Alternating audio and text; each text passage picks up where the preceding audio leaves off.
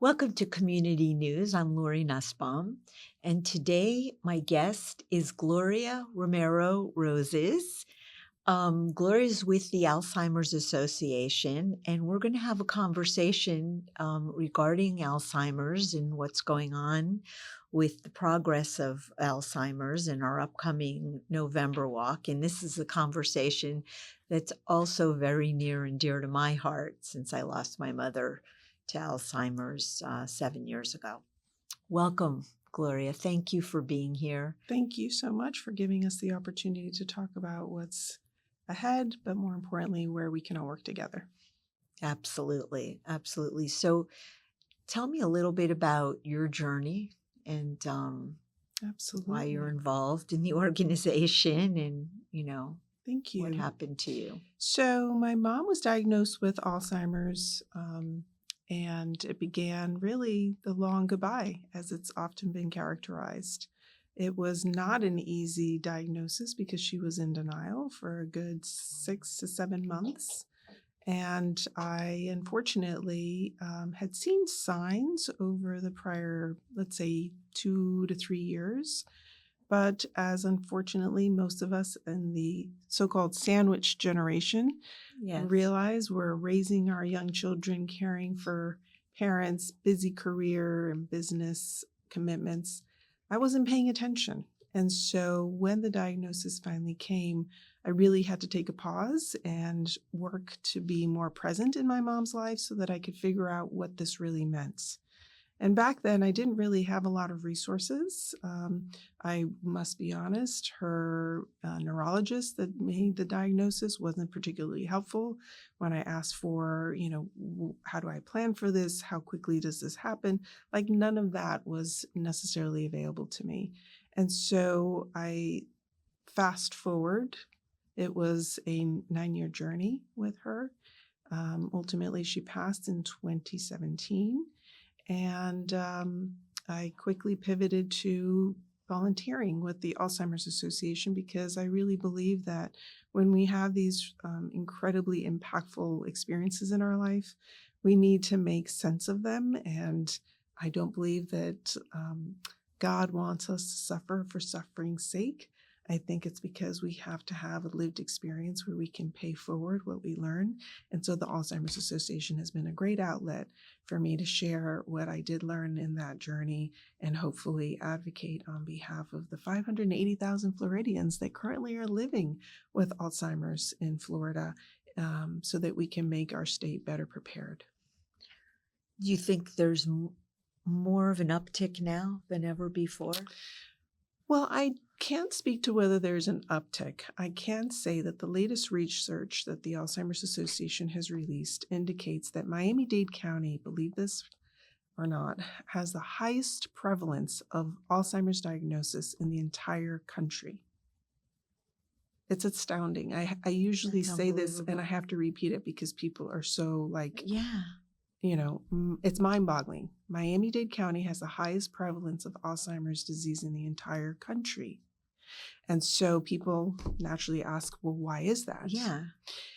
I think there's 2 factors that many of us that have been advocating with the Alzheimer's Association for many years and have had opportunities to talk with researchers point to. Number 1, demographically, African Americans and Hispanics have 1.5 and 2 times more likelihood of developing Alzheimer's later in life. Why is that? Again, the studies are currently underway, but we do know of the research that has been conducted by the Alzheimer's Association and other really important research-driven organizations that there's 10 ways to love our brain. And so many of the decisions that we make in our 20s, 30s, and 40s around loving our brain can actually reduce by 40% the risk factor for developing Alzheimer's in our 60s, 70s, and 80s. And what are those? Number 1. I mean, I didn't mean to jump into this, but yes, it's so important because okay. if you tell me I can reduce my likelihood by 40%, Absolutely. I'm going to do everything I can, right? And I do actually. So I eat a Mediterranean diet.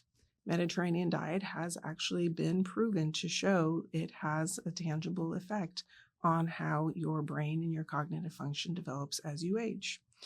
Treating aggressively underlying health conditions like heart disease, like diabetes, like depression. These diseases have underlying factors that affect blood flow to the brain. And again, more of the research is showing that increasing your blood flow to the brain is actually helping, again, the brain's resiliency. And so that then leads to the next thing, exercise. Exercise as frequently and as, if you will, aggressively as you can, because you want to get your cardio in, you want to increase the blood flow to the brain. Socialization, this is something that frankly connects to that epidemic of loneliness that we've heard about in other spaces.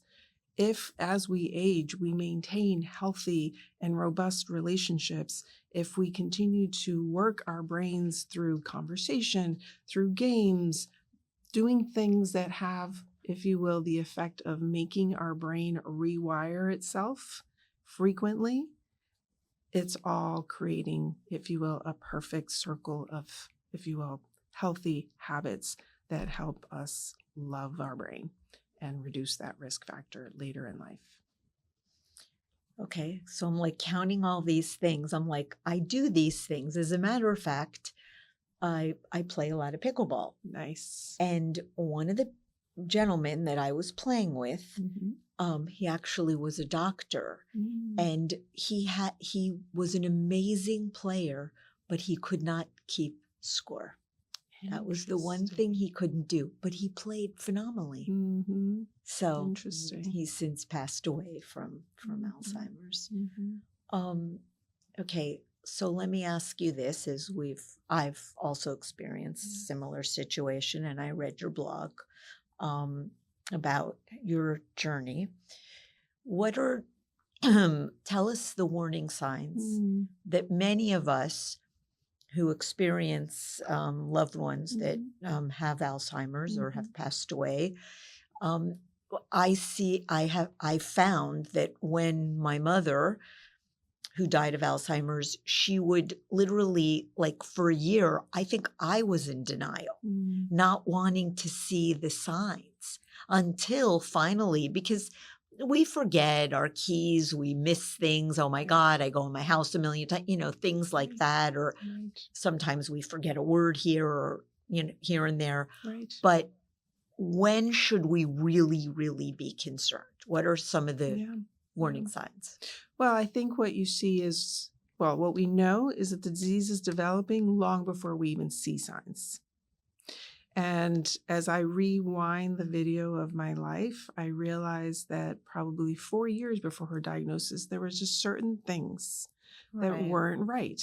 Like all of a sudden, she always was the master gardener, and she would grow these amazing trees in her yard from seedlings. And this one poinsettia tree that she had grown from a seedling, I come to visit her one day, and she literally had it hat racked, cut down to the bone. And I said to her, Mom, why? I just got so sick and tired of sweeping those leaves. And I remember thinking, wow, that's really disturbing. Right.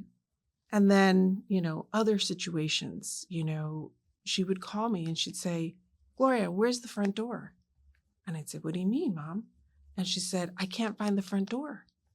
And she, was really upset. And I said, but Mom, where are you? And she said, I'm on the side door. And she had literally lost track of her orientation at her home of well over 30 years. So you would think that I would step up and make time and be present and try to figure out what's happening. I didn't. Visiting on another occasion, a neighbor said, in passing, I pull up, hi, Gloria, how you doing? And hi, Joe, how are you? And he said, well, I just want you to, pay attention. And he was pointing to the bumps in my mom's car. There was, some indication of a fender bender. And I looked at him and he said, I just want you to make sure you're paying attention. And so my mom comes out, we get to talking, and that was it. Did I follow up on that? No, I didn't.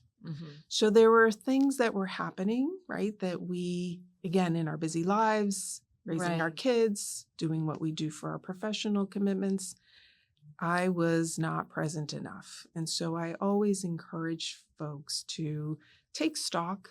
We're coming up on the holiday season, Thanksgiving, Christmas. If we haven't seen our folks because we don't live near them, let's use those opportunities to have real conversations that begin to open the, if you will, floor for how mom, dad, How grandma, are you? how do you feel? Right. Is this still a good place for you? What do you aspire for the next chapters in your life to look and feel like? If God forbid something were to happen that you couldn't communicate with me, what would you want your future chapters to look like? You need to, as a family, have these conversations in a non-threatening way without the pressure of a broken hip or a fall where we're now hospitalized and we're in emergency mode, which is so often how this happens. We need to open up those conversations and have them when, frankly, there is no rush and there is no pressure point. And what that starts to do is it creates a pathway for us to, as we see either changes in how they communicate, the inability to keep track of the paperwork, or, frankly, not being able to do math. Yeah. Those are some of the signs that hopefully, if you've been present along the way, you can say, hey, Mom, you remember when we talked about, what would be the trigger for you to look at shifting gears? This is some of the things I'm seeing. Do you see them as well? Should we go ahead and, have a consultation and, evaluate if there's been some changes in your cognitive condition? Because ultimately, I think all families want their loved ones to be safe, and they want to ensure that they're in a place where they can continue to feel loved, they can continue to feel a sense of fulfillment, and be able to move along with life in a way that's meaningful. So I think this brings me to my next question. What resources are there available to these families that are struggling? And I mean, like, how do they access them? Number one, I mean, I can tell you my personal situation. When you're in a financial issue, what resources are there? And if the family, let's say the family, like I know my mother would not accept any care. She didn't want anyone coming. She was fine. Everything is okay. So I guess this is kind of twofold. What resources are there, and how do we help our family members cope with this? Right. So again, I think in a perfect world, you're having these conversations at, the appropriate stages, and you're also talking about finances. So if, Mom, you aspire to be still independent, but with assistance, you know that that's going to be X or Y. Let's look at our financial plan. Are you able to sustain that if you were to sell your home and take the equity and do, if you will, that financial planning in advance? That's the perfect world. Now let's talk practical. The practical is most families are not having these conversations with the kind of lead time to do that financial planning. And so the practical is, God forbid, Mom falls or she wanders, is picked up by, a Good Samaritan or by the police, taken to the hospital because probably she's dehydrated, and now you're faced literally with the 2x4 across the face that your mom is no longer safe to live on her own. What happens then? Number one, most families think, okay, we're going to take Mom in and she's going to come live with us. And the reality is that for some, that is really a great outlet. But for others, it's not, because usually the elder doesn't want to depend on their family for this stage of their life. And so then becomes the question and the push and the pull of, can we afford assisted living? And at what stage is assisted living actually appropriate? When you have somebody that is recently, if you will, deteriorating, they may not actually need full-fledged assisted living. They may be able to be accommodated in, for instance, some of the daycare facilities that are nearby, so that during the day, there's eyes on them, there's meals being prepped. If needed, there's some medication management being offered. And then you pick them up at the end of the day and you're back home and you have supervision. So for many families, that's a solution. Financially, again, it becomes a burden because that's not necessarily something that's covered through Social Security or through Medicare or through Medicaid. So families will undoubtedly start to feel, if you will, the financial burden of Yes. having to make sure their loved one is safe and being cared for and supervised. As you make that transition, and many families do find that they need to now move them into assisted living. Again, there's a very deep misconception in our community that, oh, that's covered by Medicare. No, that is not the case. And so again, assisted living is a private pay situation unless there is a long-term care policy that perhaps your family had invested in before any of this ever unfolded, right? And it's very, very challenging in Florida right now because there's only one program, and that is only for very low income families to be able to access, and it's called the Long-Term Care Program, funded through Medicaid. And there's about a 2.5-year wait list for an elder to be able, who is eligible, by the way, by virtue of their income level, to be able to access that. And that only offers a fixed stipend per month of maybe $1,200 to $1,500 a month. So if your assisted living facility is costing $4,000 a month, you're only looking, if you're eligible, for a $1,500 stipend, depending on the region in which you live in the state. And that's with a 2.5-year wait Right. list. So what does this say? It sounds really discouraging. And that is why the Alzheimer's Association should be the very first call that a family makes when they have a concern, when they start to see some of these warning signs that we talked about. Because number one, there's now tools in our toolbox for early diagnosis. We can actually now access a commercially available blood test to facilitate and make that early diagnosis much quicker and much more affordably, because now we also have treatments, 3 treatments for early onset. So if you have an early diagnosis, you can be eligible for those treatments. It is not a cure, but it will absolutely delay the onset of some of the worst part of the cognitive decline. So I've heard that there is some new medications. They're like a test group. People are in a testing phase. And I know somebody that actually had their mother take the medication. Now, it like you said, it's not a cure, but it kind of stops it from progressing. Correct. Is that this medication that you're talking about? There are so many just incredible advances in therapies. I am so heartened by what's happening in the field right now. And I am even more motivated to be a volunteer with the Alzheimer's Association, having these conversations, because we need to get the word out there that for all the therapies that are currently underway, as far as research and as far as some of what you just referenced, folks being in some of those testing groups, they're primarily geared towards the early onset. So you need to have an early diagnosis in order to enter some of these clinical trials. You need to be early diagnosed in order to be eligible for coverage through the Medicare program that's funding the approved therapies that are currently available. And as difficult as it is sometimes for families to, face what it would mean to have this diagnosis, the flip side of this, which is what you and I experienced with our own moms, and that long goodbye because we couldn't delay that cognitive decline, is frankly far worse, to delay that early diagnosis.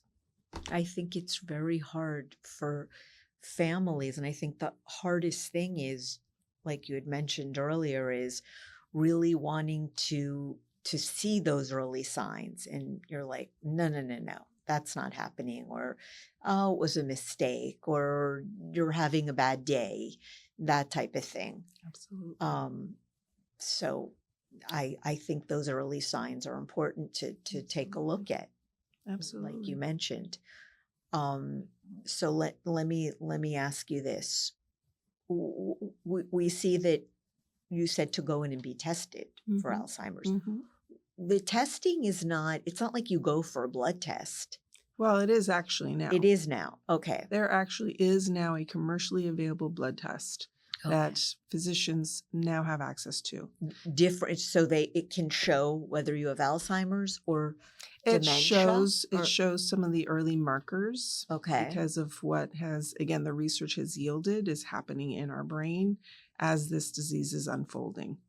And so that's also actually something that we, by having this conversation, are helping to address, which is many in the medical profession aren't necessarily up to date with some of these advancements. Unless you're a neurologist and you're heavily, if you will, informed by the latest research and progress being made, you as a primary care physician may not realize that this is out there. And so the Alzheimer's Association and other allies are really trying to make a very proactive effort to increase education and awareness, because we as consumers, we as, if you will, family members, have the ability to be empowered to make the ask. I'm seeing this with mom. I'm seeing these signs. It's worrisome. I understand that there's a commercially available blood test. I'd like to begin, the process of, diagnosing. It is not the only step, as probably you recall from experiencing with your mom. There's also, MRIs, there's also Right. PET scans. Some physicians like to do a spinal tap. So there's a number of steps, but there is definitely this new tool that is considerably, if you will, more important than ever because of this early diagnosis opportunity. And people can go and do this new test. They do need to go through a physician, Mhm. right? So it's not like you can go online at Quest Labs and just order Right, your right. test for Right. Alzheimer's disease, but it is absolutely something that a physician's office can order. And the strides that Alzheimer's Association is making in terms of all of this, they're raising a lot of money. I know I want to talk about the upcoming walk on November 15th. That's correct. All this money that they raise goes towards research, and the support for families. I was just going to say. So I mentioned earlier, the first call should be to Yeah. Alzheimer's Association, because they have an amazing, amazing clearinghouse of information and support for families that have just recently received a diagnosis, all the way to, I'm in the thick of it, mom's eloping, and unfortunately I need help with finding the right assisted living facility. What do I do? Right? So whatever stage in that journey someone finds themselves in, the Alzheimer's Association support is Right. incredibly powerful to A, not feel alone, and then B, be properly guided to the next step. Families, I think this is an important thing. Mm. When your loved one is diagnosed, it affects the whole family. Mm-hmm. And I think that the family needs support as well. Absolutely. So I think that it's important that they know they can reach out to the Alzheimer's Association to find resources and places to go to. Absolutely. for that. Caregiver support groups are throughout Miami-Dade, Broward, Palm Beach. It's just been an incredible network that's been developing over the years, as we'll find it probably needs to even grow more, given the degree of diagnoses that we know we are facing in the foreseeable future. I remember going to a caregiver support group and wanting my father, who, to be, because he was taking care of my mother, to really understand what's going on. And they'd go around the table and everyone would tell their story. And he's like, no, that's not my story. That's not going to happen. That's not going to happen. And ultimately it does. Mhm. And then I remember, well, if he's not going to go, I'm going to go, and feeling the same way or feeling more stressed because that was going to happen. Mm. So, it, I think there's a piece of the puzzle that we maybe underestimate, which is foreshadowing or foreseeing what the future is can be stressful, but it's also, I find, less stressful to know that you're not facing it alone. yeah. And I happen to be a type A personality. So if I can kind of plan for what is coming, then that gives me a sense of, if you will, a little bit of control. Yeah. And in a situation where I literally had no control, like this disease was going to ravage my mom's mind, and I had no control over how, when, and how, and what this was going to look like. So if I could be in a setting with people that were walking this journey alongside their loved ones and have some sense of this is how it could play out, then I could Exactly. start to feel like, okay, well, then maybe I need to set myself up for a caregiver who my mom trusts in the meantime, because she's nowhere, it was near the need of an assisted living facility when she first was diagnosed. That wasn't where she was at. But I also knew she wasn't going to be safe if she was just out there on her own. Right. So there's interim stages, and how we lean into that and figure out what's going to be best for not just you as the caregiver, but to honor your mom's wishes. That's super Right. important, because there's no need to have that tension between what I want versus what she wants. Ideally, you come together and you agree on what the priorities are, and you work together to help honor their wishes as you do so. We've got a few minutes left, so let's talk about the walk, November Yes, 15th, yes, at Lone Depot Stadium. Okay. We're very excited. It's always a terrific event with so many people that either have this experience or know someone who did. But more importantly, it's a great way to build community around something that is going to be really critical for us to address through ongoing research, caregiver support resources, and every walker that signs up is going to obviously be part of the solution.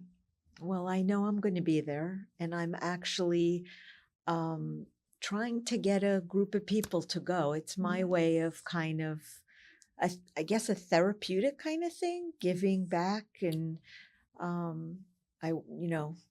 raising money and making a difference and Absolutely. creating more awareness. Absolutely. So I think it will be great. It's November 15th. That's correct. All day. 8 a.m. it starts. 8 a.m. They have great booths and information, tents, and then we do the walk. And then afterwards, there's lots of, just folks being together and enjoying one another's company. That's awesome. Indeed. Any last words you want to share? I so appreciate you making time. It's a tough conversation to have. It is.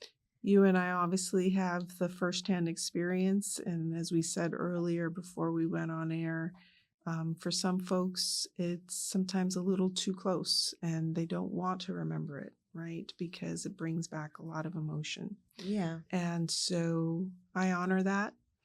We each have our own way to grieve and how we process that grief. And for some of us, it takes longer than others. But I think it's really healthy for us as a community to realize that, Alzheimer's doesn't care about where you live, how much money you've made over your lifetime, how you vote. This is the great equalizer. It's going to affect every single one of us based on how the statistics are bearing out in one way or another. And so if we can come together and do the work now, not just in taking care of ourselves, 10 Ways to Love Your Brain, but also by supporting the Alzheimer's Association through our November 15th and Walk to End Alzheimer's, I think we're going to be doing our part. Well, thank you. Thank you for being here, Gloria. And I know I'll be there. And this was moving, therapeutic, and all the above. Thank you, Lori. Have a great day, and we'll see you at the Alzheimer's Walk.